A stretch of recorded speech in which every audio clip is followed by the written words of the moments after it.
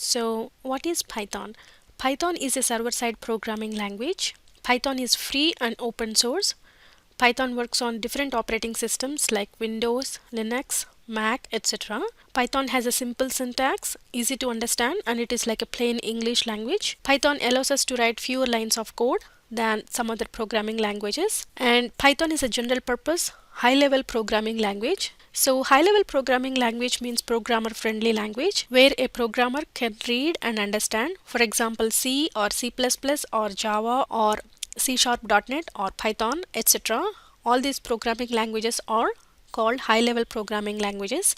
So for example, our welcome program, so all we are trying to do is we are trying to print the string welcome to Python programming in the console using the function called print. So this is an user friendly programming language. So this is called high level programming language, whereas low level programming language means machine friendly language, and we won't be able to read or understand these programs.